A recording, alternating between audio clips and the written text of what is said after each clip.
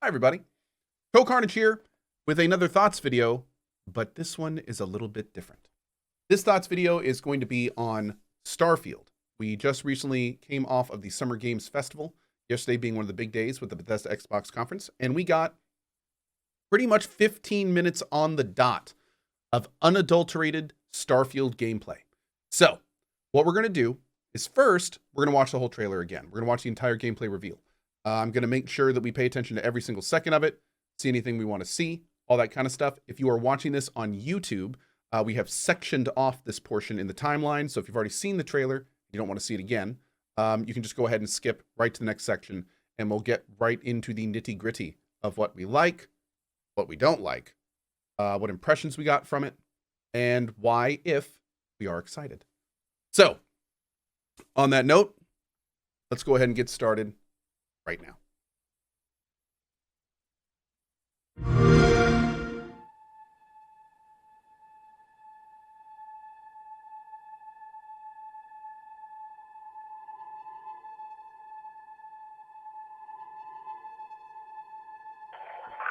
this is Constellation Starship Frontier. We're ready to start on your signal.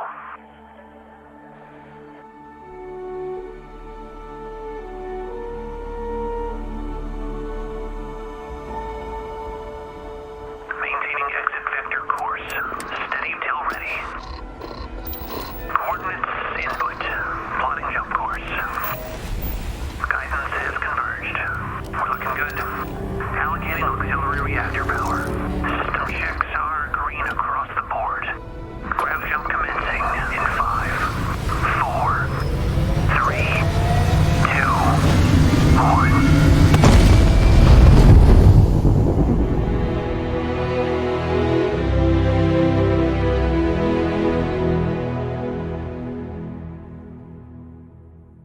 It's hard to express how excited all of us at Bethesda are to be here with you today. We're so grateful you're spending the time, and we know you've waited a long time to Hi, finally Todd. see Starfield. It's easily our most ambitious game ever. Like our previous games, it's an epic role-playing game where you get to be who you want and go where you want. But this time, you'll be exploring space. So let's jump right in. This is early in the game as you arrive on the mysterious moon of Crete.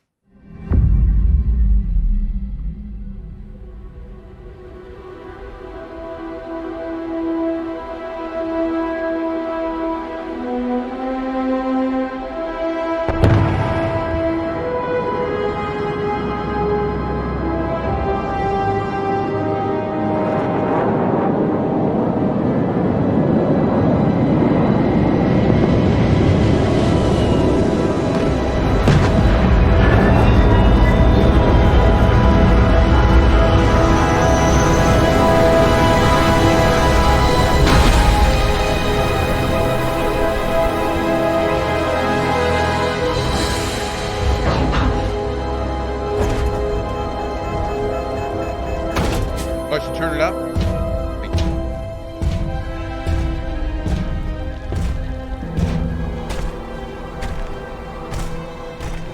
According to the scanners, the abandoned research facility is in this direction. Yeah, we're going to be talking about everything we see after we watch the trailer all the way through.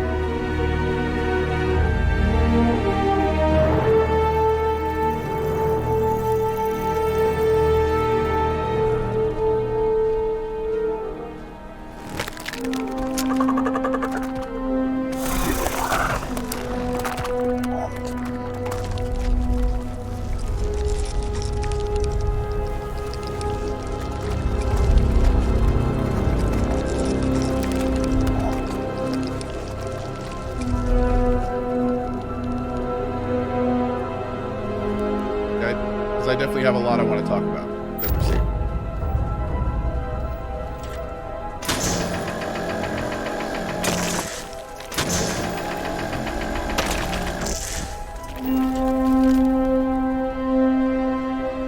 That is the most triggering part of this trailer for me.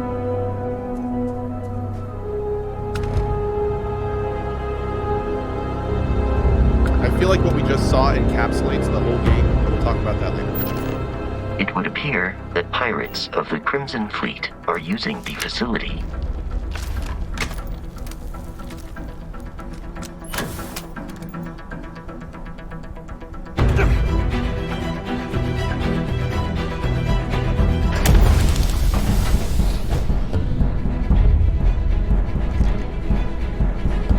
Someone trying to jump our squall. Hold them off here while Brogan sets up on the roof. No one's getting through. Hey, there you are! We've got company! Opening fire! Take that guy down, huh? Pull back!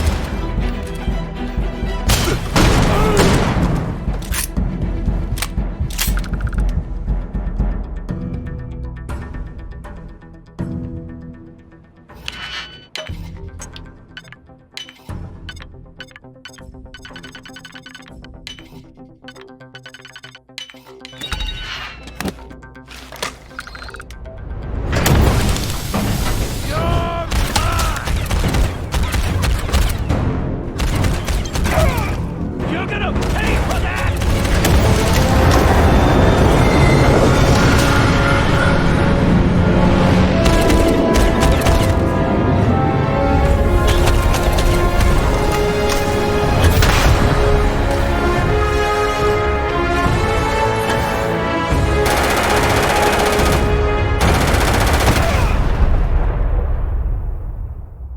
After some initial encounters, you're invited to join Constellation, who, in the future the game is set in, are the last group of space explorers. To meet them, you'll head to the capital city of New Atlantis. Oh, don't worry. We'll talk about this. We got plenty to talk about. Just watch it all.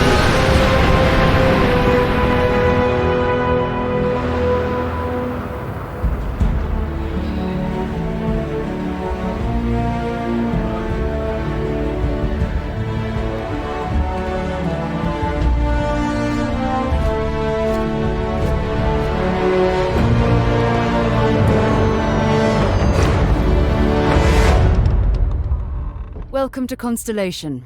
We have a lot to talk about. We're all here because we're committed to the biggest question of all. What's out there? These artifacts could be everything we've been looking for. As to what they are, what they're building, you'll be part of solving that puzzle now.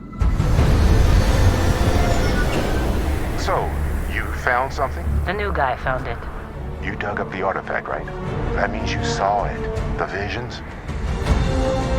The artifact you found appears to be one of many, scattered across the galaxy. If we can find more, we can unlock their secrets. Beautiful, isn't it? The man who sold me this told me that it spoke to him. Of course, the Settled Systems is full of groups with other priorities. That's the Crimson Fleet! Everybody get ready! The fleet doesn't follow the rules. Agree to work for UCC, Steph. Together, we take down these cutthroat pirates. We're not just here to shoot the bad guys. We're peacekeepers. We protect the people of the Free Star Collective. When you sign up with the Crimson Fleet, no one quits. The only way out is death. The path ahead may be dangerous, but we are not stopping. Most Dusties don't even make it this far. Because whatever lies at the end of this road will change humanity forever. I feel like that scene is such a spoiler. That gives you a look at the stories in Starfield. But ultimately, it's not our story, it's the story you create by who you are and the choices you make. And that starts with character creation. It's our most flexible yet. You can customize all the elements of how you look.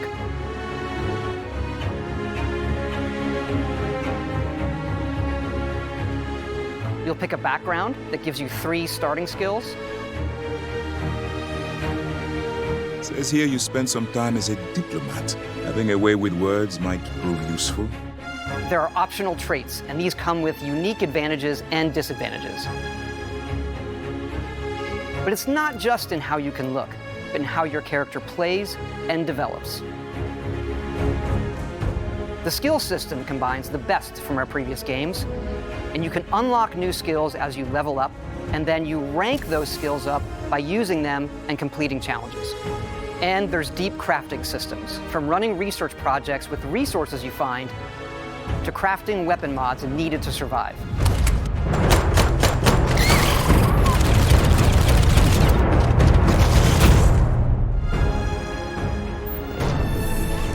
And you can build your own outposts. These act as a home away from home for survival and resource generation. You can choose where and how to build each one, and you can hire characters you meet to keep it up and running. But that's not all. You can even build your own spaceships.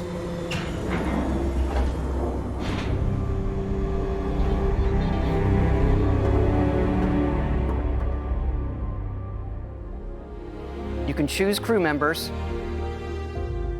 and yes, you can completely customize the look and layout. There's loads of different modules, ship manufacturers, and more. I have to say, it's so cool. We just absolutely love this.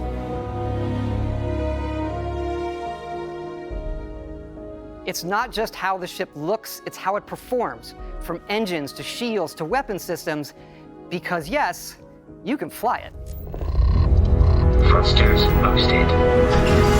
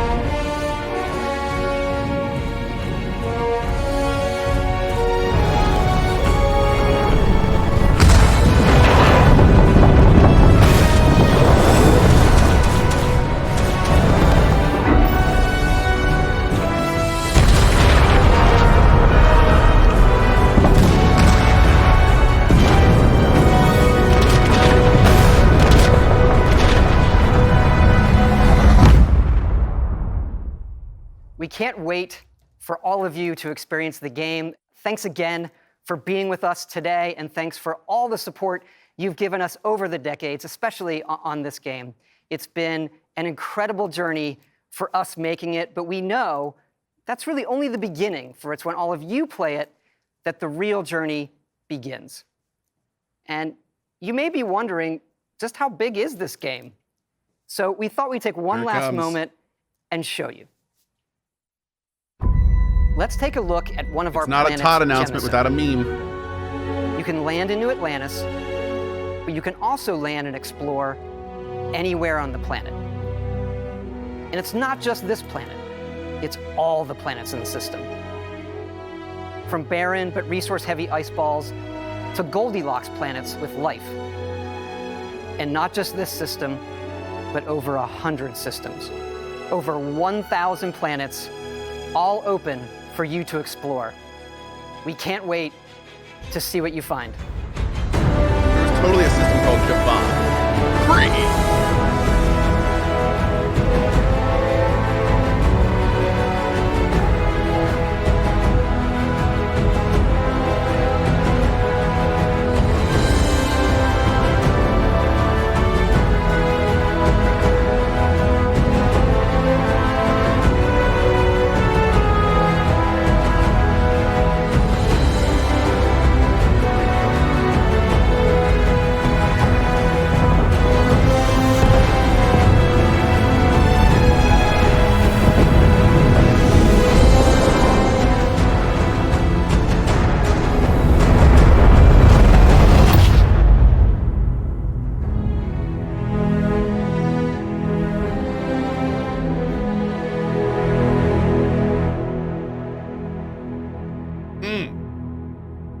Okay. Okay, so let's see. How do we want to start this? All right. Let's talk. Hey Barry, can we throw the Starfield thing right over there? Let's start with overall impressions. Overall impressions of this, of what we see. I personally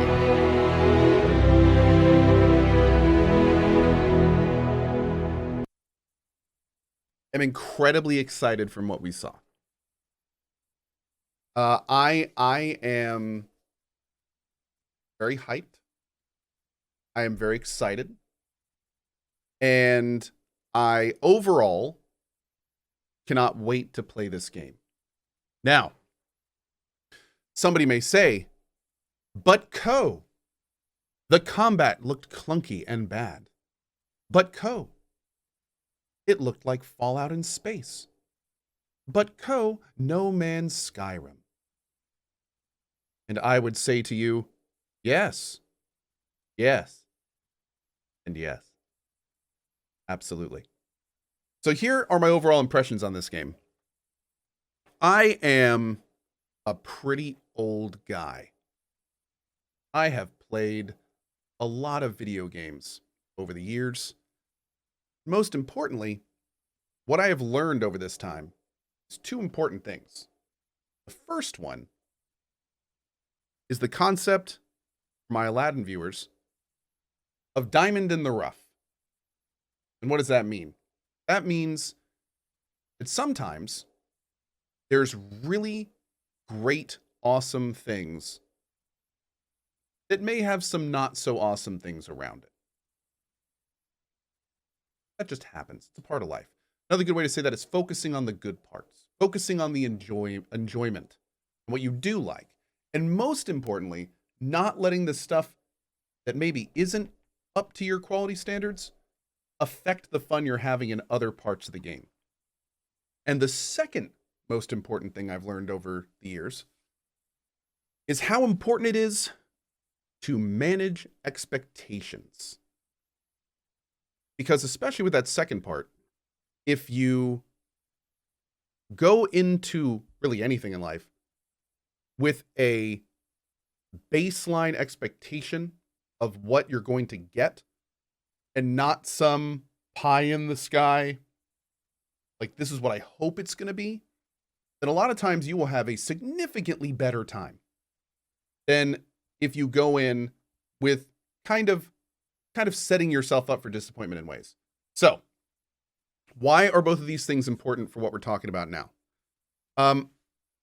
I see things in this trailer that don't really excite me. I see things in this trailer that I absolutely think can be better. And in just a second, we're going to go over the full trailer and we're going to talk about those things. There's a couple things in the trailer that are, well, downright concerning on if it's even going to be fun to do. However, there are other things in this trailer that look absolutely freaking phenomenal. There are other things in this trailer that make me go, sweet mother of mercy, I want this game immediately, and I want to play it right now instead of doing this stupid video.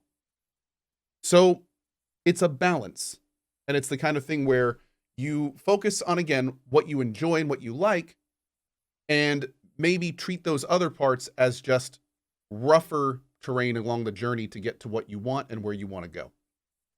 And the second thing, and honestly, a little bit of real talk, for this game, I think this is probably the most important thing that people are going to have to get in their mind. Going to be real. Todd, you're a visionary. We like what you do. We like what you think. You have shown us time and time again that you just can't quite get there. And this is not me being mean.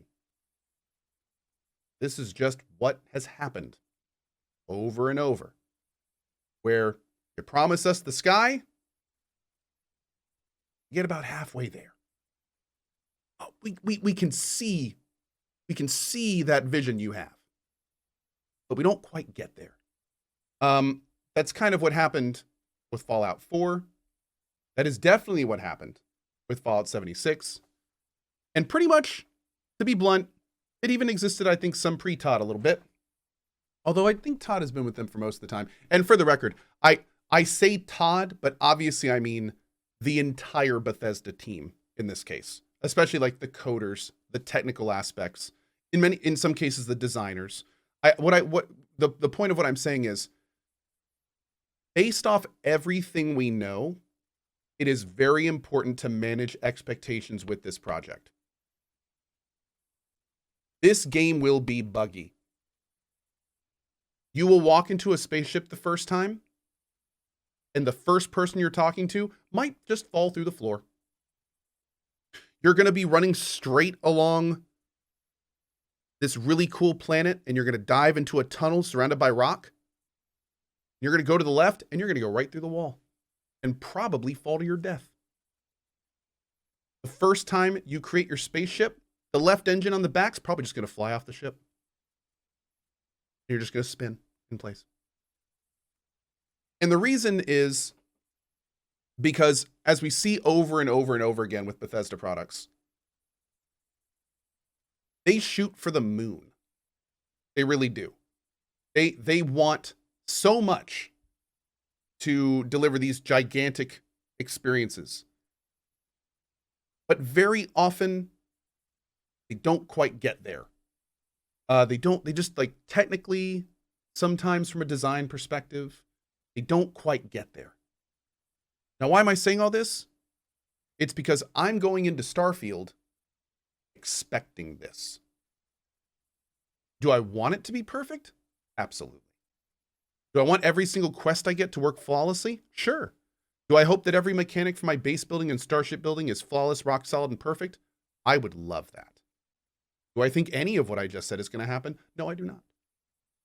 I don't. I don't yet know if they are doing an early access. I have heard that term with so many major IPs recently that I can't even remember which ones go with which games. I don't know if they're doing like a beta. If they are, then I think we can probably assume there's going to be more bugs. If they're not, then hopefully it's going to be a more solid experience. But again, if there's anything we've learned recently, and not necessarily from Bethesda, but let's go with Cyberpunk. These companies can show you a good time, even in gameplay trailers. They can show you the game working pretty damn well and everything looking like it's in its place. And then you actually play the game, and it is a mess at some points, like a mess. So even though the whole Starfield trailer looked pretty solid technically, no one was clipping, all the animations were synced up well, like things looked pretty good, I would not go into this product expecting a bug-free perfect experience. And here's the thing. I feel like if you can kind of really get that into your head, again, it goes back to the first point. You can kind of focus on the good stuff. Like you can really let your mind go to where the good things are, and I really do feel like you can enjoy them more. Is this an excuse? No. Does that mean that it's okay to deliver an unfinished product? Absolutely not. But it still can help your personal experience be a little bit better. And while you are yelling at them on the forums or the Discord, wherever you choose to do it, you can maybe just be a little bit nicer because you had just a slightly better time in playing the game yourself. So this is the biggest game that Bethesda has made ever up until this point. And I really do hope that this is going to be a step forward for Bethesda in terms of a solid experience, excellent QA, and you know, all this other stuff. But I don't think it's going to be, especially with this 1,000 planet thing. Now, I gotta say, man, you put Bethesda and procedural in the same sentence, and whoo doggy. I mean, they have a hard enough time doing non-procedural. There is absolutely no possible way that their team is going to be able to crawl over all 1,000 planets, the surface of every single one of them, and actually QA all of it before release. So I gotta be honest, I am expecting some crazy stuff on some of these planets. I mean, for those that played No Man's Sky when it first came out, there were some of the most ridiculous procedural errors that I've ever seen in games on some of those planets. It was in some cases just an absolute mess. So again, going back, I will be stunned if the game is not just full of those things on release. Or on the flip side, and honestly, this is almost a little bit more concerning. I hope the procedural generation isn't boring. Like this is where there's like a fine, this is one of my biggest concerns with this, is I feel like it's either going to be super ambitious but buggy, or they're going to be really safe with it, and like every planet's going to be the same except for like plants and trees and some weird animals and stuff. Like so it's going to be interesting. So yeah. I'm going to end this section of the YouTube video with the initial impressions, with kind of like an initial impressions and concerns. Am I excited for this game? Absolutely. Are my expectations managed for this game? I feel like they are. Do I think it's going to be a bug-free and perfect experience? No, I don't. Do I think it could be an awesome, interesting, and unique experience? From what I have seen, I absolutely do. Now that we've kind of gotten some of that more negative stuff out of the way, let's talk about some of the good stuff. I loved how the environments and cities looked in that game. I want to go there. I want to explore them. I want to talk to those people. I am pretty damn interested on the main story. I don't know what those artifacts are and why the world apparently seems to be growing them, but it's trying to build something, and I want to see what it is. I swear to God, if we build some crazy teleporter machine and get warped to another dimension and talk to the ghost of our dad and then get sent back and the game ends, I'm going to riot. I will say that right now. I will buy a torch and a pitchfork. And I will find out where the Bethesda studios are, and I will one-man riot in front of their studios. Do not contact this game. Okay. It's one of the most disappointing things I've ever seen in movies. But yeah, I mean, it seems like it's a really cool concept. It seems like a really cool concept, and I'm very much on board getting there. It looks like they have a cool cast of characters in the Explorers Guild. That looks fun. I'm assuming the story will be linear, and most importantly, I'm assuming like it does talk about the procedural 1,000 planets thing.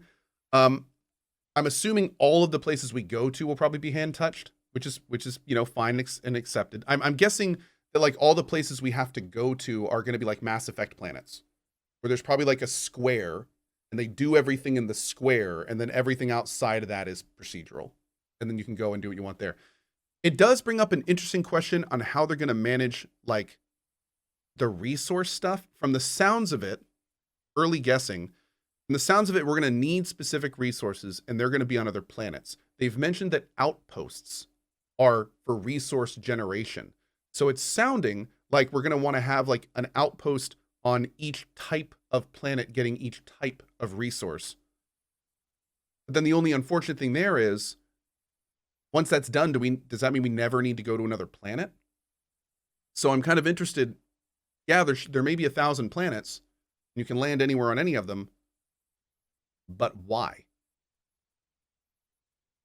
But why though? Like what are they actually going to like sprinkle around like tons of Easter eggs? Is the procedural generation going to involve procedural pirate bases with procedural loot and stuff? Like I'm very curious what the impetus is going to be for the player to get them to explore this big world. Because let's be blunt, no one wants to explore a big empty world. But if they add enough interesting things in there, then that could be awesome. Imagine an Anarchy Online style system where you go to a terminal and the terminal has a list of like mission types, like retrieve the relic, destroy the base, things like that. And when you pick one of those missions, it then dynamically puts that mission on a world somewhere in the universe that you have to fly to and do.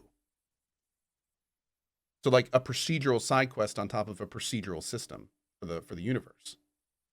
Like that could be awesome. And also give you like endless farming potentials if you want to. Sounds buggy? Oh man, if you played AO, you don't know the half of it, dude, especially on release. But I mean, if you could do something like that well, it could be really fun and really interesting. So, and yeah, and okay, real quick, let's go to this real quick. No Man's Skyrim. Yes. And I am here for it. You want to give me a deep single player RPG experience that actually has like interesting story and characters and character progression? I would love I love No Man's Sky. I would love a No Man's Skyrim. That would be phenomenal. I would love it. Somebody else said Fallout in space. Awesome. I love the Fallout franchise. I even held my nose and played Fallout 76.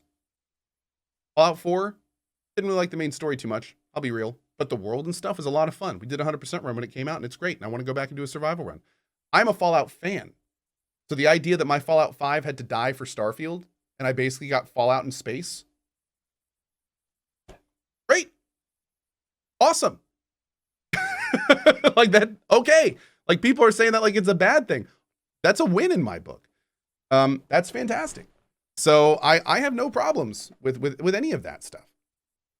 I think it's great. So I mean, it's really funny because especially over the last 24 hours, I've seen a lot of people say both of those terms like it's a negative. Like, oh, it's just No Man's Skyrim. Oh, it's just Fallout in space. Cool. Awesome. I would gladly take either of those. I think that's great. So I think that's a fantastic thing. And honestly, I hope it lives up to either of those things. I think that would be awesome. So I'm not only fine with that, like for me, that's kind of a compliment. So yeah, that's where we are. That's where we are with that. You look like Mark Hamill. Yes, this is my Luke Skywalker hair. Helps me bullseye womp rats. I'm totally here for it. So anyway, those are initial impressions. What we're going to do now is I'd like to watch this again, but we're going to do like some pausing and we're going to talk about what we see here. So Mr. Techleo, so if we can mark this section as like impressions, and then the next time we'll do analyzed gameplay. We'll call it that or something. So we can go from there. Anyway, let's do it. It's hard to express how excited all of us at Bethesda are to be here with you today. We're so grateful you're spending the time, and we know you've waited a long time to finally see. During this, I'm also not only going to be pausing a lot, but if you guys have any questions or comments in chat, I'll see if I can address those as well. Starfield. It's easily our most ambitious game ever. Oh, like our previous. One other thing I'm going to say. I talk about this a lot with a lot of games that I play in this channel, and I think with this game, this is going to ring more true than ever. People are going to love to hate on this game. They're going to love it. It is literally going to be the lifeblood of some people's existence for the next 12 months at least. It is going to be the ivy in their arm that allows them to continue living, is going to be hating on this game. So, let me say this as abundantly clear as I possibly can.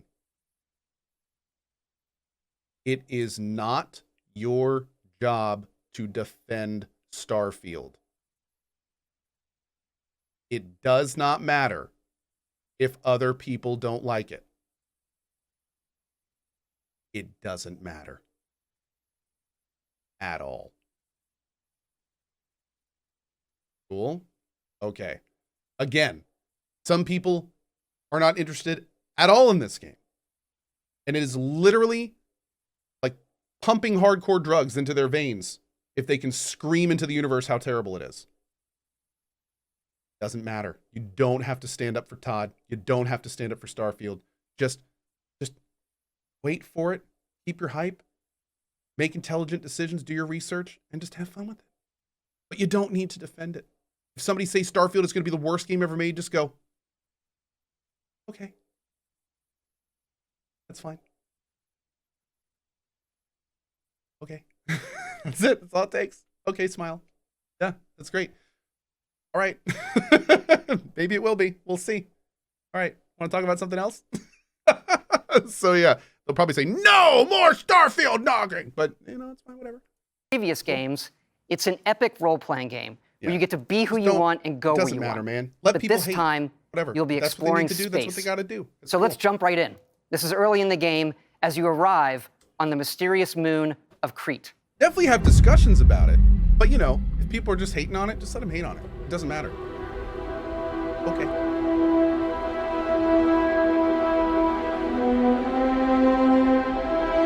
First impression, a lot of nothing.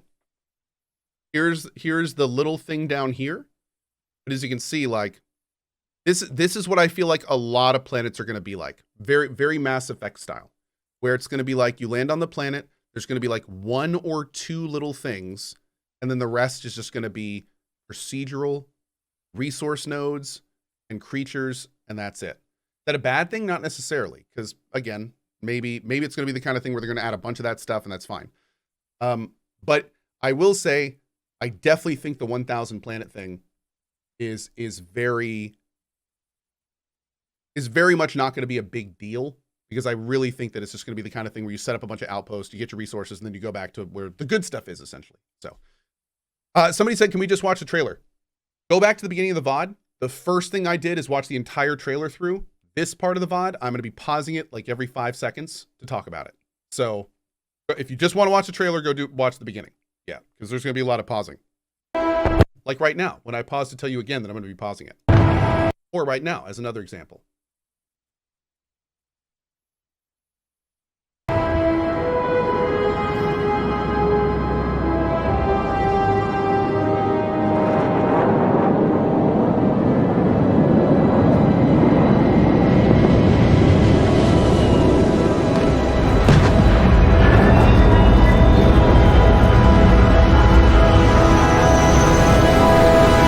So looking at the ship, I'm assuming they keep showing this ship, which makes me wonder, is this the default ship or something? Like, you've got to start in a ship, right? So I wonder if that's where we are here, or if this is a player design ship. If it's a player design ship, that makes me wonder, because if you notice, there's camera angles on the outside. It showed it coming in instead of us flying in.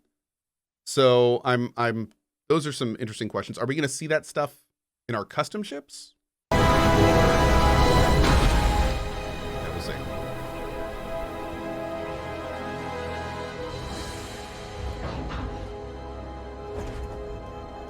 The interior of the ship looks awesome. Lots of detail. Like, I wonder if these bags indicate storage or anything, or if they're just flare. But definitely lots of cool stuff on that. Also, I noticed there's not really a pack on this guy, which is unfortunate. I was hoping he could, like, donkey materials or something, but maybe not.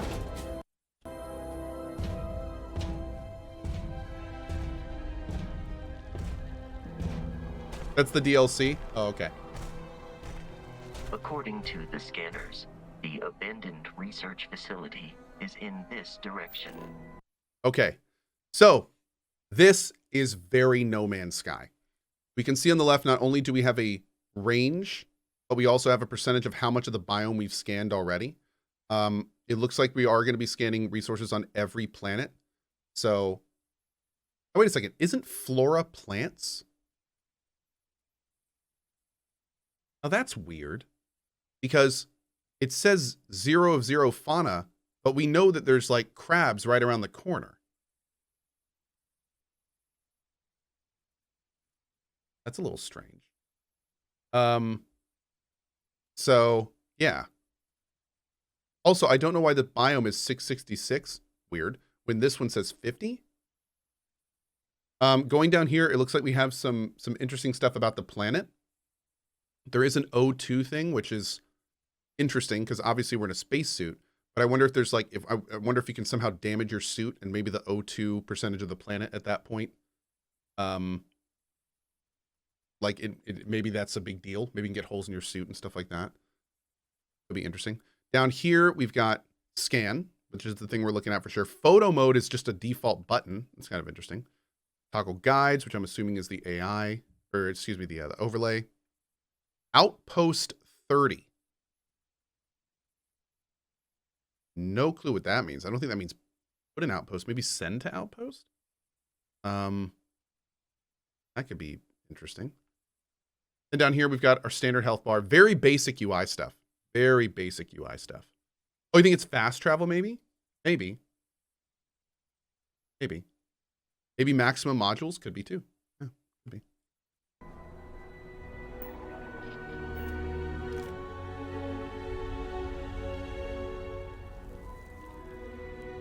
Yep, see, here's the first creature, but I guess that's not scannable.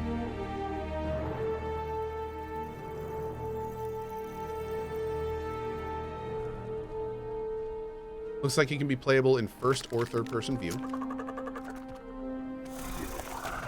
Also non-aggro NPCs, which is kind of cool.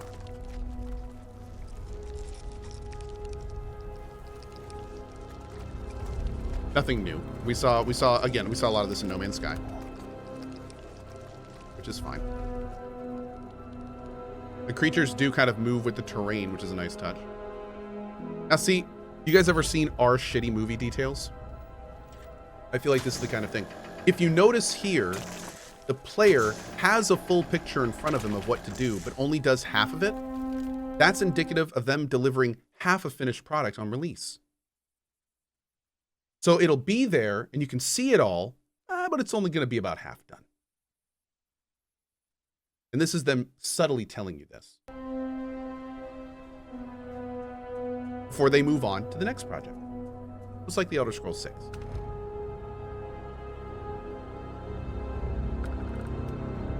Now, going back to here, this is pretty cool. So this is our first kind of like dungeon. I'm assuming this is what a dungeon is going to be like in this game. You can see that the entire thing looks relatively modular. So it looks like there's, you know, actual sections. There's a bunch of squares up here. As we go inside, we'll be able to see that too. We can see things out here. I'm wondering if they use the same system to build outposts to build these. Maybe the outpost building system is just like a player front-end hybridization of what they actually use to build these dungeons. But we can see a lot of detail in here. Looks pretty cool. I'm assuming the outside is the same as the inside because I don't think there's any dynamic zoning. I think that you just kind of like walk in, as we see here in a minute. So pretty cool stuff. You can see down here like a bay for vehicles or something of that measure. Something that I was interested in seeing, because they don't actually do this in the demo. You see him see the ship. This scanner looks like the one for the flora and fauna, but all of a sudden the scan range is 10,000. And for some reason, all this stuff comes up, but it has nothing to do with it. And it doesn't really provide any new information on what we're looking at. So it's kind of, would appear I wonder if that's placeholder. Of the Crimson Fleet are using the facility.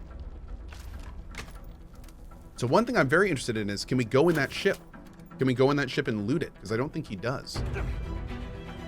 He didn't take any falling damage. That's good. Environments look pretty good.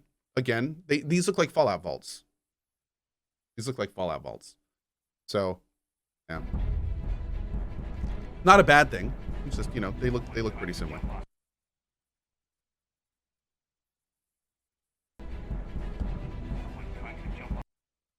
Warning, pathogenic material used. Use protective equipment. Authorized personnel only. So this looks to be some kind of like biolab kind of deal.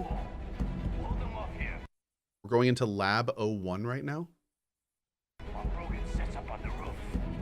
This environment looks good. Definitely looks lived in. Looks like it's actually used, which is cool. Definitely dig that. Okay, let's talk about the combat. So, first thing, his stand-up animation is not interrupted by fire.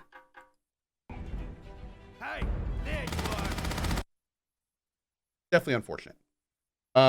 I think that's what a lot of people first noticed, which is a little. I mean, it's understandable, but it's unfortunate. I mean, they clearly, like, they do react to bullets, as I think we see over here. Okay, we saw him die and react to bullets, but I don't think we actually saw him. Did we actually see him react to the shooting?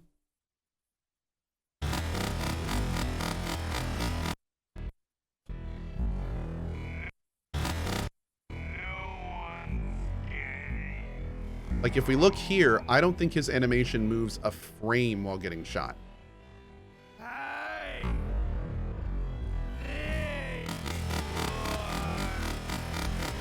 No, with him, there is zero reaction to getting bullets into his back, which is a little unfortunate.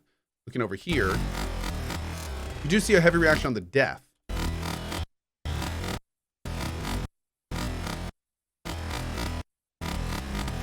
No, the only reaction we see is when he dies. So that's definitely a little unfortunate. I'm pretty sure, though, on the next group of enemies here, I'm 90% certain that this guy actually, like, he starts getting hit and he flinches. Yeah, he definitely flinched before he died. Okay. God, where the hell am I? I forget how long this video is. So that's good at least. That's this guy. Yeah, he flinches like there. So there must be some kind of like damage threshold. And he has a separate animation for when he died.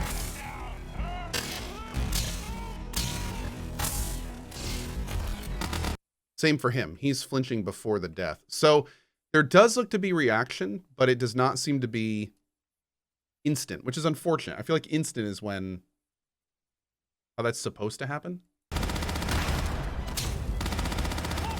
Him, he just got destroyed. And yeah. Maybe it's HP-based reaction. Could be. Could be.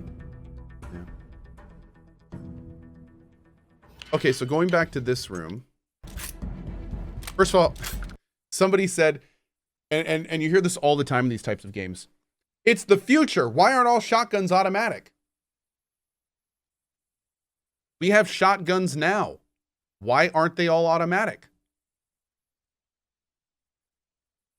We've had automatic shotguns for decades. Why aren't they all automatic? Because it's expensive. It's money. Sometimes you don't get to buy the auto shotty because they're expensive. Okay. A lot more moving parts. All right, anyway. All this stuff looks pretty cool. Definitely more labby things going on. I definitely wanted to pause here and haven't had a chance to do that yet. It looks like they're creating some kind of creature. I wonder if this is this game's Deathclaw. Every Bethesda game has a Deathclaw. I wonder if this is going to be this game's Deathclaw. We'll have to see. The Dwarford, thanks for your 60 months, by the way, bud. You can see the you know, the ooze right here for the TMNTs. Unfortunately, and I hope this isn't, the lockpicking system looks interesting. I mean, it looks like it basically just the next step of basic lockpicking. No stats here or anything, which is a little unfortunate. I was kind of hoping we would see like the layout of the stats to compare with the current weapon, but nothing at all, man.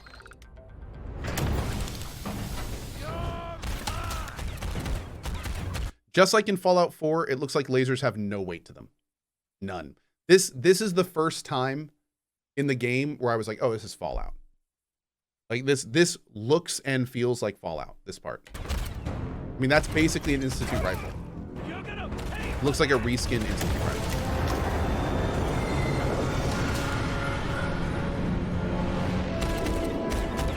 Even sounds like it. This part's pretty cool. I do like them doing it. This is nothing new in games, but I do like that they're doing reactive components on enemies.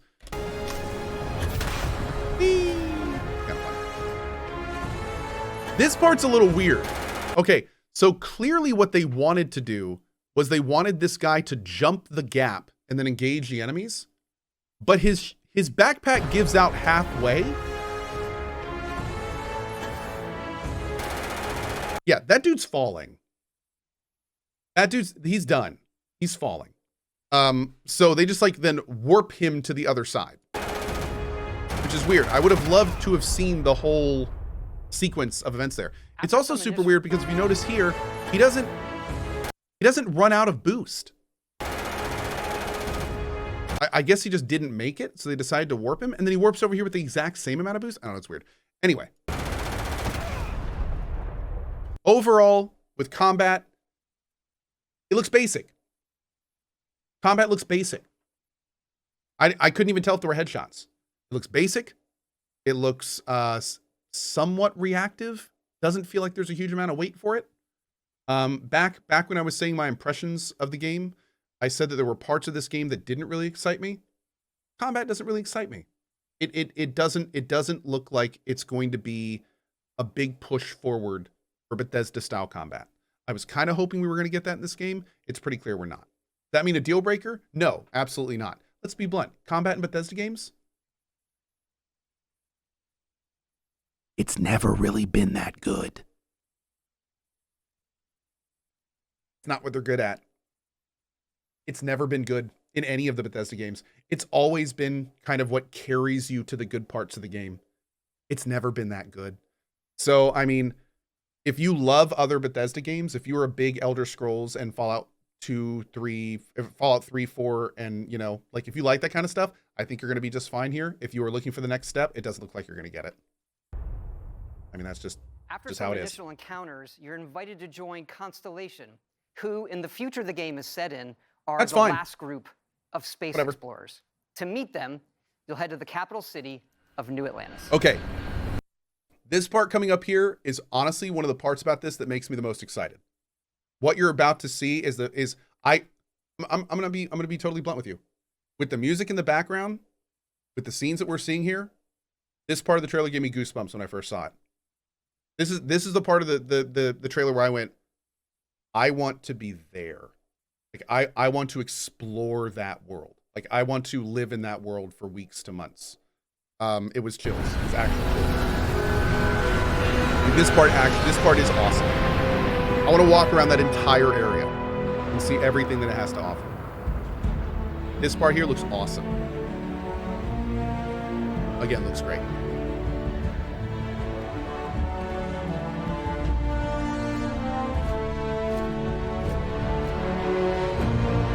The characters coming up here look fun. Welcome to Constellation. We have a lot to talk about. That reminds me a lot of Outer Worlds. I feel like I don't know why. Maybe it's the animation style. Maybe it's like where they're centered on the screen. But I get total Outer Worlds vibes with this. Which honestly, Outer Worlds had its own collection of issues, but I don't feel like this part was one of them. It reminds me of Outer Worlds. That's not necessarily a bad thing. Which is also, I mean, this is also Oblivion. Outer Worlds was Oblivion style, was Skyrim style. Like it's all kind of the same. It's all the same. But yeah, I don't mind it at all, and it still looks good. We're all here because we're committed to the biggest question of all. What's out there? These artifacts could be everything we've been looking for. I have to admit, I'm still baffled that they show the last part of this trailer because we're clearly watching it being built right here. Like you can see the outline right here. As to what they are, what they're building, you'll be part of solving that puzzle now. We know what it's building. You show us at the end of the trailer. So, but you found something? The new guy found it. You dug up the artifact, right? That means you saw it. The visions? The artifact you found this place looks super cool, kind of Marsy. appears to be one of many scattered. These areas look great. This is the first. I don't know if this is a space station or like, oh yeah, space. It's spaceport. It says right there. The Volt Hotel. Something's going on over here. We got some like graffiti and stuff up here. They are coming right there in the corner. Yeah, this is super cool. Love the neon, like lots of different brands. Very almost kind of cyberpunky in some ways. Across the galaxy. If we This can looks find super more, cool. we can This looks unlock great. their secrets. Like all these things are great. Beautiful, isn't it? The man who sold me this told me that it spoke to him. This guy looks like somebody who should be on a wooden ship finding the new world. Which I really wonder if that's what they're going for. This dude looks like his title on his license is like Explorer. Yeah. Of course, the Is that Asmongold? No, way too much hair. Man who sold me. separators. That's the Crimson Fleet! Everybody get ready! The fleet doesn't follow the rules. Agree to work for UCC, Steph. Together... Okay, this part is really interesting because I think it shows like 3 main factions, but can you join all of them? Are you locked to one of them? Is this insinuating that this is going to be a multiple playthrough game? Like, agree to work for UCC, Steph. Let's watch it all the way through first. We take down these cutthroat pirates. There's one. We're not just here to shoot the bad guys. We're peacekeepers. There's who 2. Protect the people of the Free Star Collective. When you sign up with the Crimson Fleet, no one quits. The only way out is death. And there's 3. So the obvious question is, I mean, you couldn't join the pirates and the first one, right? Like those seem like those are polar opposites. So it makes me wonder if there's like some kind of mechanic to either transition between them, or like, can you do all of them in one run, or is the game going to force you to pick a side? The path ahead may be dangerous. This all looks cool. This surprised me. I was not expecting any 0G stuff in this game. I don't know why, because it makes a lot of sense, but it surprised me. I wonder how it's going to do that. I wonder if we can like decide to do it. Most Dusties don't even make it this far. This all looks awesome. Because whatever lies at the end of this I want to go mining. Oh, right here, kind of fun. Get this far. This definitely looks like a museum. Because whatever lies at the end of this. This definitely is a museum. Yeah, right there, United States. Like, there's the lander. And does that say NASA up there? This reminds me a lot of Fallout, because it looks kind of derelict-y. You can see like there's all this debris, excuse me. There's all this debris and stuff on the ground, like all these parts just kind of like strewn about. So it's almost like it was a museum that got shut down or something, and now we're exploring it again. Again, totally Fallout, man. Totally Fallout. That's pronounced debris. Road will change. That looks awesome and makes me wonder how much of this are we going to see. Road. That looks huge. Can we fight that thing? Is there going to be a ton of those types of things? Why would we fight that thing? Does it have resources? Like, many, many questions. Also, this planet looks gorgeous. I want to visit this planet. I want to set up a little cabana hut on this planet. Will change humanity. So this is I'm at this point we can almost guarantee there's some kind of precursor race kind of deal, and that we're building an artifact based on the remnants of it.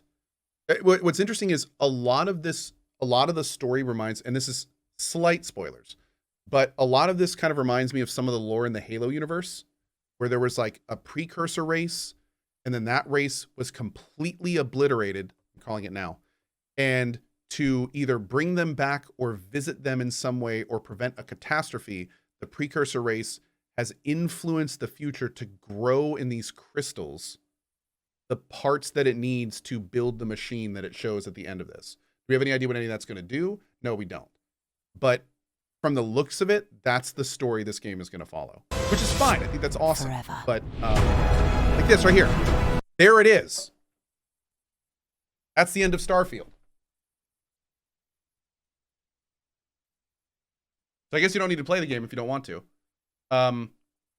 But I mean, like, if you look at the very beginning, it actually shows this little device. Like, look. We're all here because we're committed to the biggest question of all. What's out there? These artifacts could be... There it is. That's the thing. Everything we've been looking for. So you can see the parts of it are slowly building, and then you get towards the end, and it's like, oh, there it is. Found it. Question answered. Now, of course, my hope is that obviously they know this, right? They like, so there's no question they wouldn't have actually put the ending in the game. So that, of course, brings up many questions like, what is this one doing here? Why is this one here? Where does that go? It looks like some kind of portal or something. So, yeah, I don't know. It is very interesting. Whatever it is, for me, very interesting. It seems like it's super cool. That gives you a look at the stories in Starfield. But ultimately, it's not our story. It's definitely enough the to story hook, you create, I would say. by who you are and the choices you make. And that starts with character creation. It's our most flexible yet. You can customize all the elements of how you look. I want to be a fatty. Just like IRL. This all looks cool. I mean, this is pretty standard. Let's take a look through these real quick. Melee weapons do 10% more damage. You can craft specialty food and drinks and research additional recipes at a research lab. Oh, so these are all the different classes you pick at the beginning, and then each class comes with these starting skills. So I'm assuming you can probably learn these skills later if you want to. But these are not the perks. The perks are called traits. So these, I think, are this, like later in the game it shows the big skill thing. I'm pretty sure that these are just the ones that it starts you with in that tree. Yeah. You'll pick a back. Pistols do 10% more. Med packs heal 10%. Increase total carrying capacity. Oh. Ground that gives you 3. Pistols do 10% more. You can attempt to hack advanced locks. Oh, so this is ranking up security. Okay. 2 auto attempts can be banked. I wonder what that means. Gain an increased chance of success on speech challenges. Oh, so those are going to be RNG. Those are not going to be like you have enough persuasion, you automatically succeed. It's going to be save scummable. Oh my.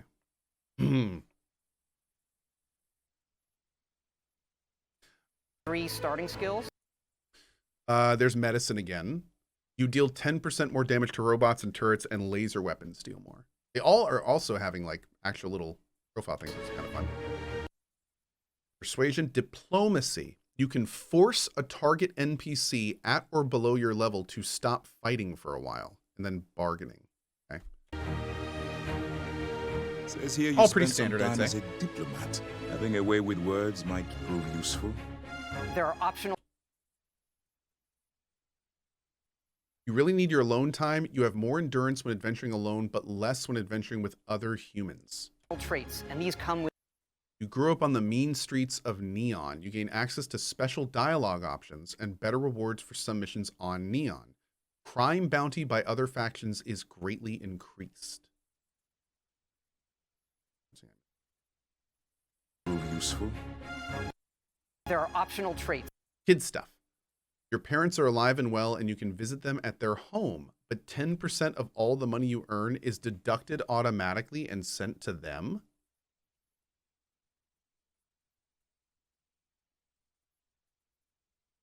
Mom! Ugh! And these come with unique.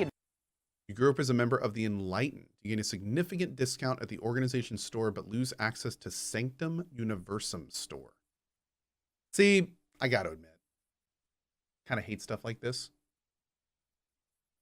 You have no idea what any of that means for your character. No clue.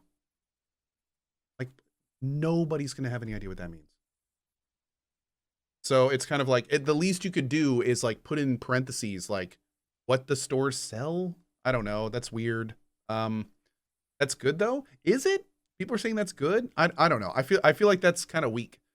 Their replay traits, maybe. I don't know. I like giving the player all the options when they're making, at least, excuse me, not options. I like giving players all the information when they make a character. So, you know, it'd be nice to at least have some idea what those two things are. Like if you could click on them and at least see like a little bit, what is the Sanctum Universum? I mean, here's the thing. If you grew up as a member of the Enlightened, you probably should know what the Enlightened is. Right? I'd say that's valid. So at least tell me what the Enlightened is since I grew up as a member of it. I mean, if I'm going to be role-playing, I should have some clue what I'm role-playing as, right? Okay. Advantages and you grew up as a member of the Sanctum Universum, so this is the opposite. Yeah. disadvantages. You grew up worshiping the Great Serpent. Grav jumping provides a temporary boost to health and endurance, but health and endurance are lowered if you don't continue jumping regularly, like an addiction. Ride the snake.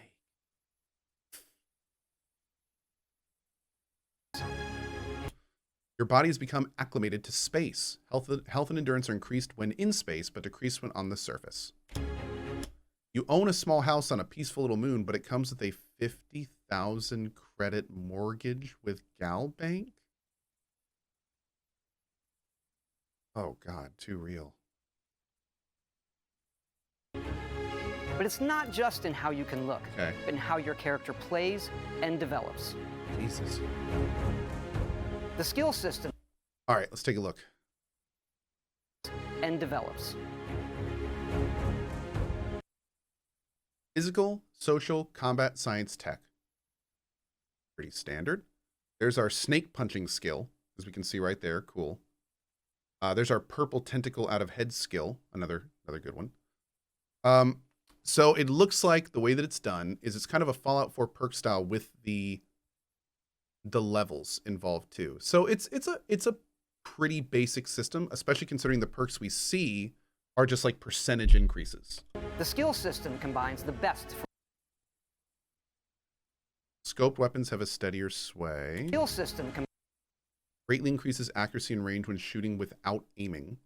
Okay, so there's also like an unlock rank. Okay, and then here's the challenge. Kill 125 enemies without aiming. combines the best from our previous Reload 150 empty magazines. Oh, wow. Gain a chance to reload your weapon twice as fast as normal. That's cool. games. I do like how there's unlocks and challenges. I think that's fun. That kind of brings back that old school RPG feel of where you have to actually like use what you're learning to get better at it. I like that. I think that's cool. I dig it. I dig it. I'm here for it. And I like also how they kind of combined the systems where it's like you get the points and you can choose what you want to focus on. Then you have to actually do the skill over and over to get better at it. I'm here for it. Kill 250 enemies with heavy weapons. That right there gives you a good idea about how much combat they think is going to be in the game. If one skill's single rank is going to be 250 enemies, and that's rank 3 to 4 most likely, but still, a lot of enemies. That's one weapon skill of, looks like there's a bunch. So this brings up an interesting question, because now we have to say how many enemies are going to be on the main storyline, because that's a number. That's a finite number. How many enemies are going to be on the main storyline? And then that brings up the next question. Where are we going to find the rest of those enemies, and are they going to be procedural? Oh, there's 251 enemies along the main storyline? Oh, that makes sense, because you need 250 to level it. Yeah, that makes sense. But no, that really, I mean, that's a huge number. If you think about the combat we saw at the beginning of the trailer, I mean, he killed what, 10 guys, 15 guys in that entire area that he landed on that planet? So that's big. Like, if you think about how much travel time is between them, like it's gonna depend on how packed enemy areas are. But I mean, this is the kind of thing where if you're having to like fly and complete missions between outposts, like that could take hours potentially. It's going to be interesting to see like how that's going to translate. Yeah, it could be the kind of thing where you find one outpost with 150 guys in it, maybe. Or maybe it's the kind of thing where some areas are going to have unlimited enemies that spawn. Do creatures count? It just says enemies, so I would assume creatures count. So maybe it's the kind of thing where you can just go to a planet that has a lot of procedural aliens and just blast them all. Yeah, absolutely. And you can unlock. Oh.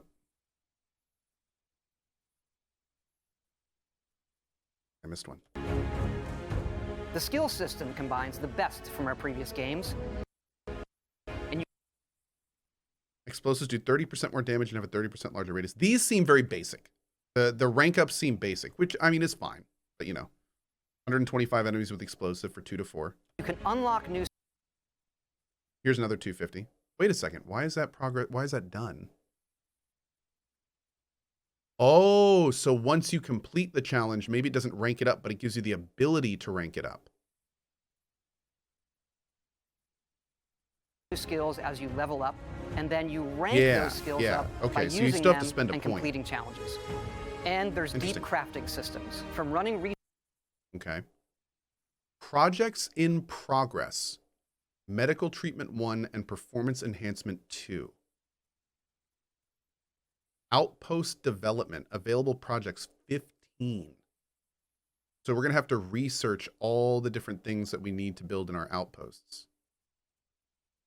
Equipment. Available projects 6. Helmet mods 1. Weaponry. 19 different projects available. Food and drink, 16 different projects available. Ah.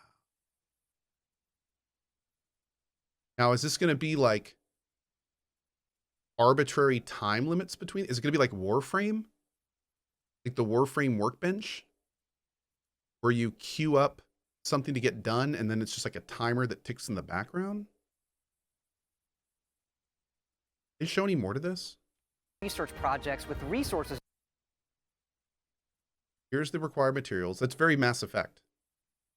It's very Mass Effect. Blocked, blocked, blocked. So here's the 5 different categories again. As you find to crafting weapon mods Yeah, we don't. needed to There's no survive. timer or anything on there. Those skills up by using them and completing That's challenges. weird. Where do you check? And there's deep crafting systems. From running research. Yeah, it never shows whatever screen you look at to see this. They're definitely in progress, but it doesn't say like how long, or maybe it just needs more resources. Oh. Someone in chat just brought up a good point. Maybe this is just adding what resources you need to like your journal. So maybe when it says projects in progress, that just means that it's showing you what you need Projects with resources to complete that project. Maybe there's not a timer at all. Maybe it's the kind of thing where when you're done, you just come here and hit A and you just get it. Okay, that's smart. That may be what it is. We've got barrel mods, grip mods, optics and sights, muzzles. All pretty standard. Yep. You can see there's a 0% Oh yeah, look, there's a 0% progress here because he has 0 materials. So that's probably what it is. Well, I guess that would also make sense if it was timed. Anyway. That's my official response. There we go. Okay, good. you find to crafting weapon mods needed to survive.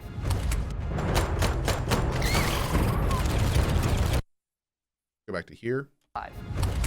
I really, you know what? I was kind of sad when I saw this because they show them put, that's just one thing, right? All they show is them putting on the magazine. Oh, wait, no. Maybe this changes. Does that change too? Weapon mods needed to survive. Oh, yeah. Okay. There's nothing down here. There's nothing up here. There's nothing down here. There's no scope. A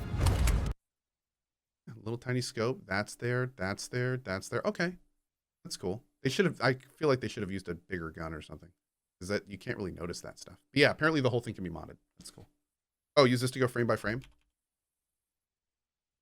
Oh yeah, look at that. Thank you. I don't use YouTube a lot. Yeah, boom, look at that. Wow.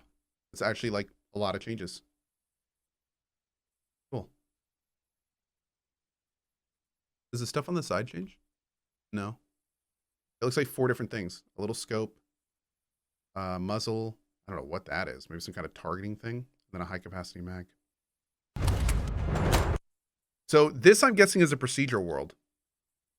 One of the things I noticed is if you look down here, there's no icon down here to indicate a mission. So check this out. If we look at the beginning, when he's running around down here, see how there's this here? And this little icon lines up with this icon as he's getting close to the area. So it looks like that indicates that there's like a mission or something there. But then if you look back here,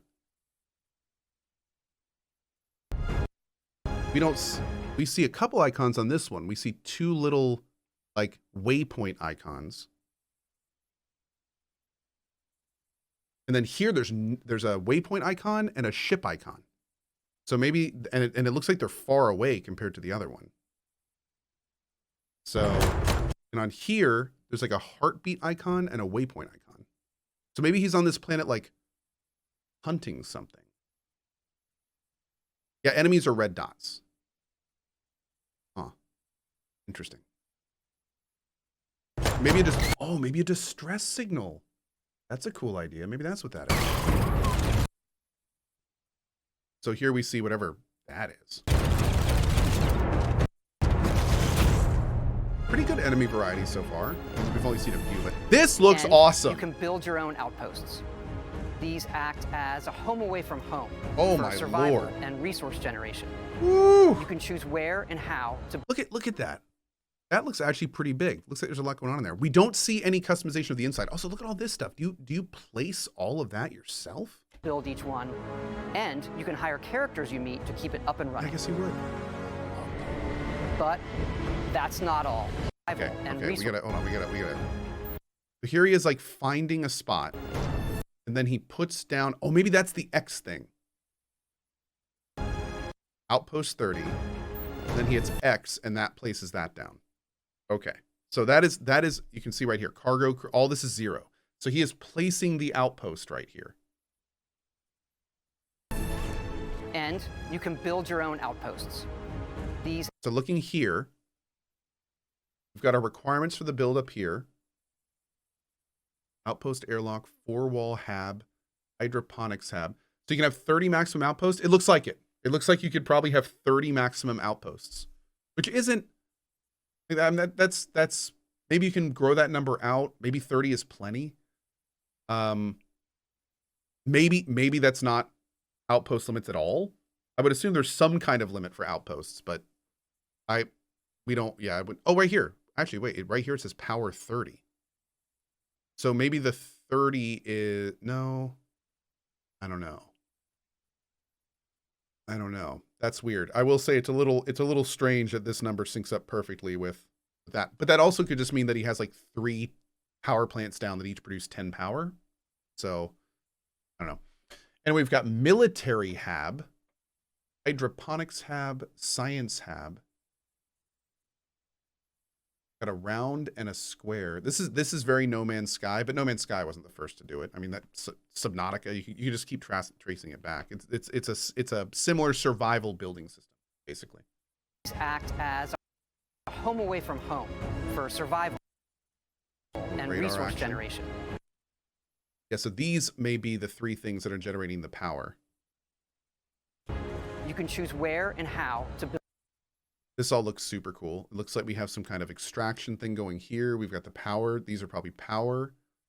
Don't know what this tower does. Maybe that does some kind of, lets you land your ship here or something.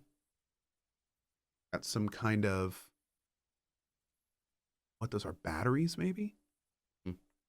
Build each one, and you can hire characters you meet to keep it up.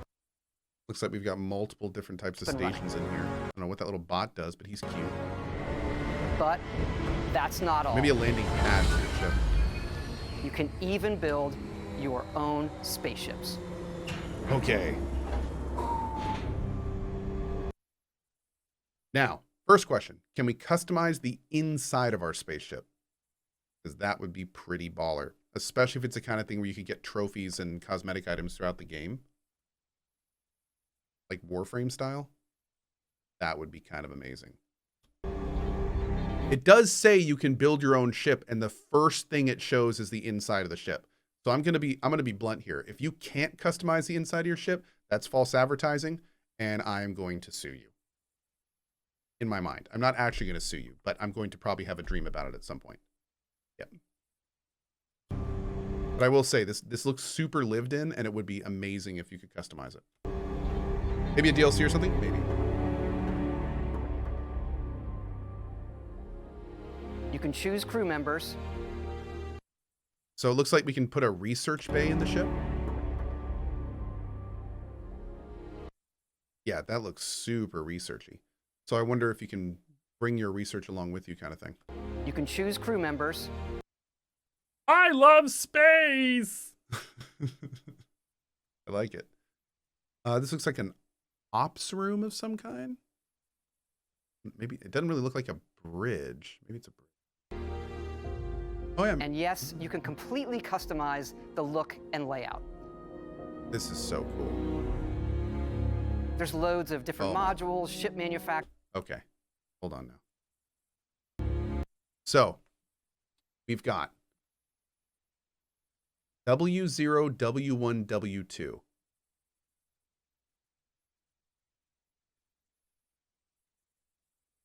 Weapons, you think? Maybe. Okay. We do have,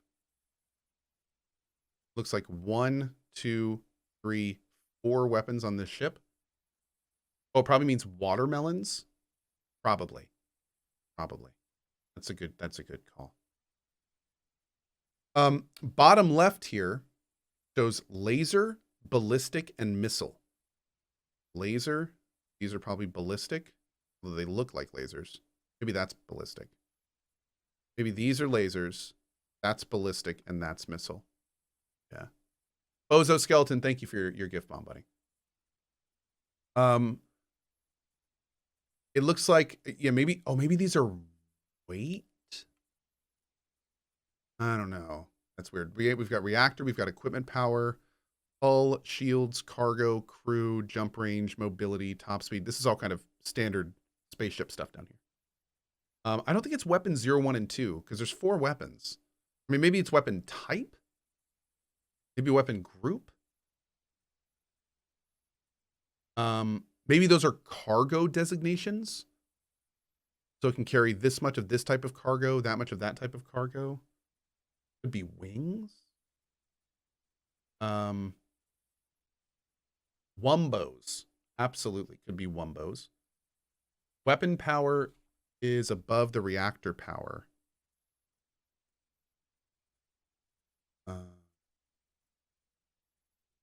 Oh, so you think that, yeah, maybe it is just adding the power.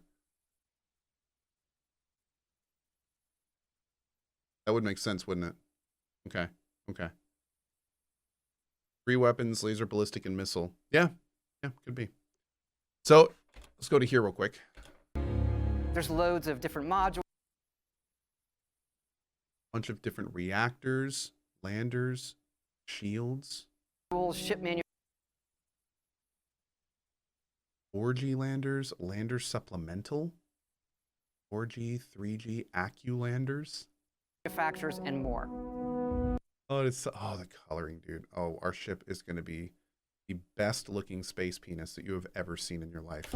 I have to say, it's so cool. We just absolutely love this.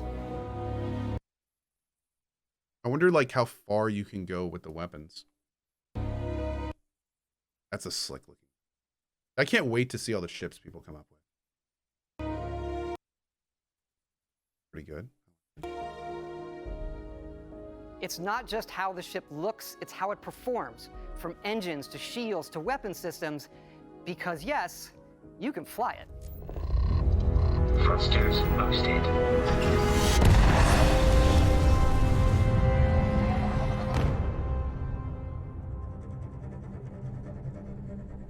What's the keyword with Bethesda in combat? That's right, kids. Basic! And that's exactly what it looks like this is going to be here. It looks like we have standard weapon groups, standard ships, and from what we're about to see on this, and we'll go ahead and play it while we're doing it, it looks pretty basic. It makes me wonder how much we're going to see space combat in the game. I would love to see this grown out and be awesome, but from this, it does look pretty basic. Looks fun though. There's target locking, so that's for our missiles. There's a HUD-less third-person view, which I think most people would be crazy to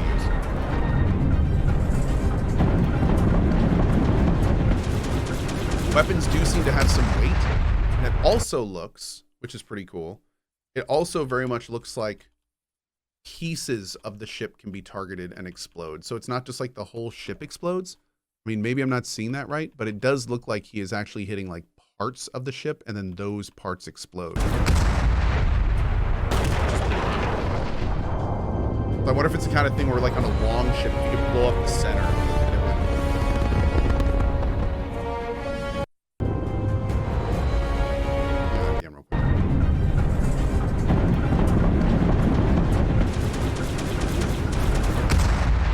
Well, actually, now that I'm looking at it, maybe he looks like he was shooting at the front and then the back blew up. Hold on. He's definitely hitting like up here. Oh yeah, and then exploded back there.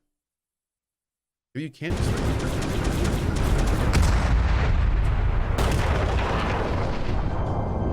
of hard to tell. It looks like the engine.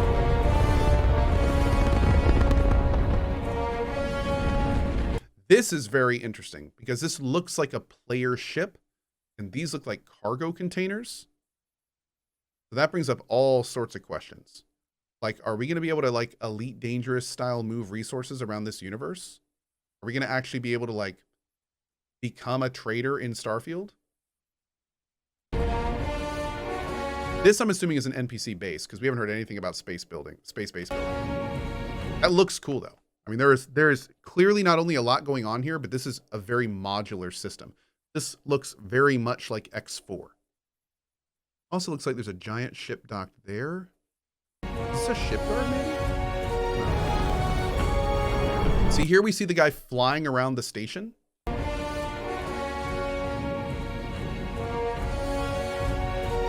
Is that going to be just to dock, or are there going to be other things to do?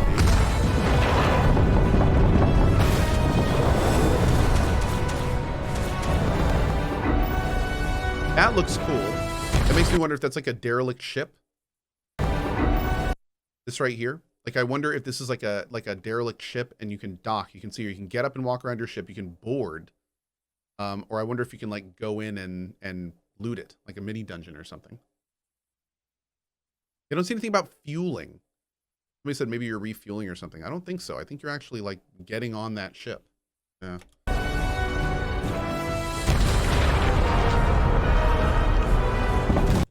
Those look like they're blowing up into pieces, but maybe that's just default. Like that right there. Maybe that's just the default explosion or something. That one too.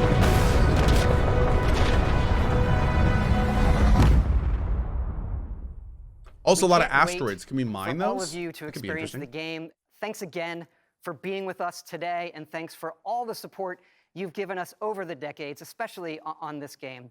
It's been an incredible journey for us making it, but we know that's really only the beginning, for it's when all of you play it that the real journey begins. And you may be wondering, just how big is this game? So we thought we'd take one last moment and show you. Let's take a look at one of our planets, Jemison. You can land into Atlantis, but you can also land and explore anywhere on the planet. And it's not just this planet, it's all the planets in the system. From barren but resource-heavy ice balls to Goldilocks planets with life. Okay, now that's interesting. We see right here that it looks like we scanned the planet and found like a waypoint, a structure waypoint. And this is not on the planet, right? Oh, it is. So it looks like there's multiple structures on that planet. So there's one on this side and one on the other side. And this one doesn't seem to have like a main waypoint on it. There's no like city or anything. That's interesting. Okay. It's with life. And not just this system, but over 100 systems. Over 1,000 planets, all open for you to explore. We can't wait to see what you find. I don't know, man. Woo.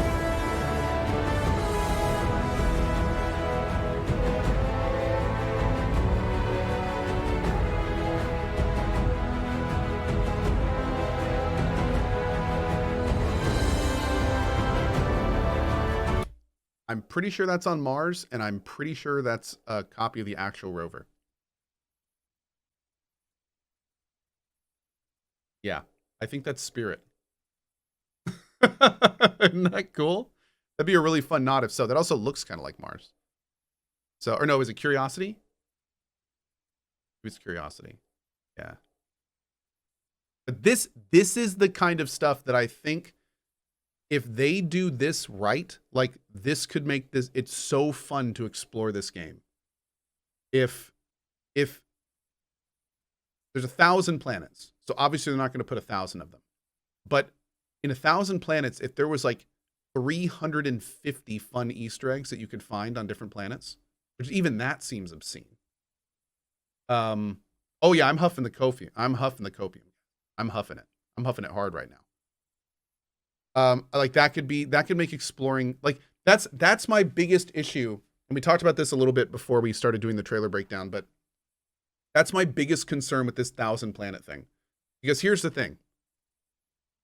It doesn't matter if you provide 1,000 planets to explore, or 100,000, or 100 million. All three of those numbers are exactly the same if you don't give the player a good and fun reason to want to explore them. It does not matter how many planets you have in your universe at all. Literally, it does not matter if there's not a fun and interesting reason to want to go out and actually land and explore them. If it's the kind of thing where there's 1,000 planets across 100 systems, and they promise us that in each system, there's going to be something unique and interesting to find on at least one planet. So if every one of those 100 systems has like 1 to 5 things that's interesting to see or do, that would at least make it more interesting to go and scan all those planets, right? But if it's the kind of thing where it's like there's 100 systems and 15 of them have fun things to do and 5 of them are for the story, it's going to be like, all of a sudden I'm back in Witcher 3 getting all the question marks in the ocean. And just going, I'm just doing this for completion. I'm not having fun with this. This is dumb. This is dumb. Like I'm just doing this. I'm just spinning my wheels, watching numbers go up, and I'm not even having fun doing it. So I really, really do hope that they make it interesting, because honestly, like there's a huge amount of potential in what they're doing. And the ball is completely in their court if they're going to realize that potential. If they do, it could be awesome. If it's the kind of thing where every group of planets will have at least one interesting thing to find, see, or do, I will scan all the empty ones. And I will probably have a good time doing it because I know that I'm working towards something. As long as I know there's something at the end of this tunnel, then I can have fun doing the more mundane things to get there. Standard carrot on a stick gameplay, right? This is why you grind in MMOs. It's the same premise. So I really hope they do this right. I really hope they do this right. Shellen says, I disagree. This is not an MMO. Okay, that's not... I don't think you quite understand what I said. I'm not...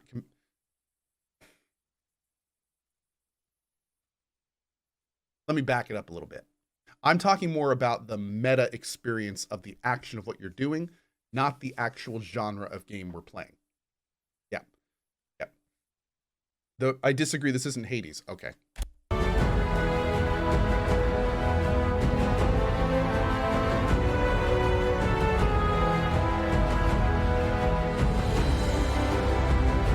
That is a cool scene.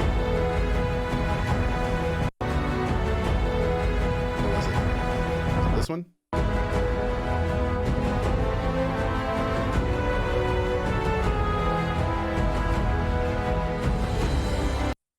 So right here, we see like, what, 3 different types?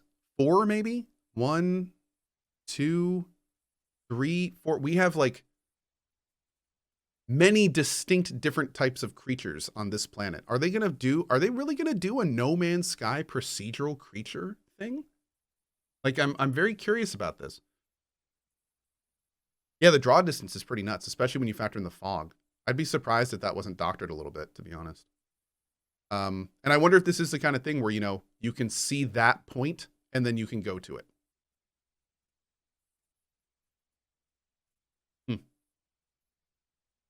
I mean, I guess according to what Todd said, you'd have to, right? Because you can explore anywhere. That's what he said. You can land anywhere. Wild, man. That planet looks nuts. Definitely like it. You can see a lot of procedural stuff going on here, though.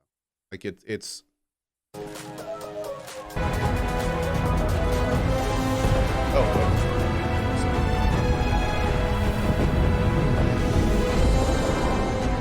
I love that scene. That's really well done right here. That's cool.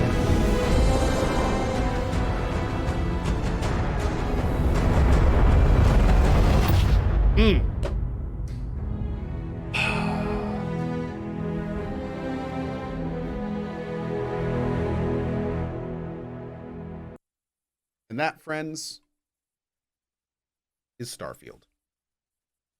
I hope you enjoyed this little more in-depth than usual look at this. Normally, I would not do a full kind of... I wouldn't normally do this for every game, but this is a big one. This is one that I'm really looking forward to. And honestly, I gotta say, I'm really excited for this. I'm really excited for this. I think that this game has potential to be awesome. I think that managing expectations is going to be a big part of the experience. I think that focusing on the parts we like is going to be a big part of the experience. I can already tell you that it's almost guaranteed that a lot of people are going to have major issues with this game. Just like they did with Fallout 4. Hopefully not as bad as Fallout 76. But I think it's the kind of thing where, from what we've seen in this gameplay, if you focus on the parts that it looks like they're really focusing on, I think that this game has the potential to be something really, really cool. And of course, I don't really need to announce this, but as you guys know, we will be doing a 100 Cohh playthrough of this game when it arrives. I'm going to attempt to do everything there is to do. I already know that that means that we're not going to be exploring fully every planet, especially if they're procedural. But we might explore, or at least scan, every planet there is to scan. We may check all of them out, potentially. I definitely know that I want to pretty much do every side quest, go to every major location, you know, do a really thorough, large, huge playthrough. And I think that that's going to be a lot of fun to do, and I hope you guys join me for it. But on that note, I think we're going to go ahead and wrap up the video now. I very much hope you guys enjoyed this little extended look. Of course, you can find me on Twitch, streaming every day at 8 a.m. at twitch.tv/CohhCarnage. Also here on YouTube, you can find all sorts of other things in the Thoughts video section, our daily highlight reels and all that as well. So thank you for watching. Hope you enjoyed it. And we'll see you next time.